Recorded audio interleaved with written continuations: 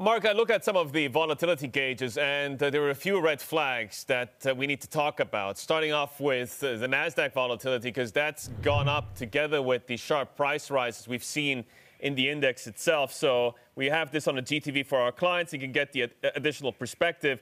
The last time this happened, well, that was in 2018, and after that we had quite the crash. Is that something to be worried about, given how sharp a rally to the upside we've had?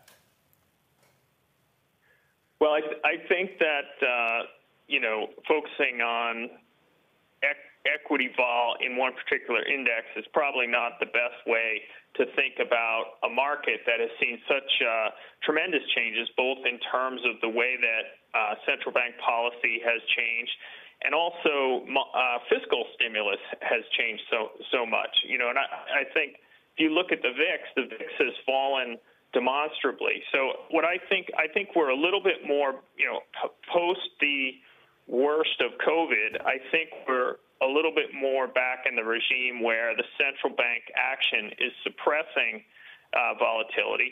Obviously, the run in the Nasdaq has led a lot of people to seek protection around what could potentially happen there. And it is so anomalous, but I don't think that the Nasdaq alone is the way to look at what's going to happen going forward for equity markets, where I think it's going to be based much more on what is going with fiscal monetary policy and the continued recovery from the COVID situation. We've seen China fire some ballistic missiles as part of a military exercise in the South China Sea, and it's really ratcheted up the tensions between the U.S. and China just when we began to think that they were trying to reconcile everything on the trade front. Is that a stronger case for you to get into gold in your portfolios? Well, the main driver for gold has been the large fall in real interest rates. And, I think that gold is kind of near our targets, but for a lot of our clients, it is exactly those kind of unquantifiable geopolitical risks which make them look to alternative assets, including gold.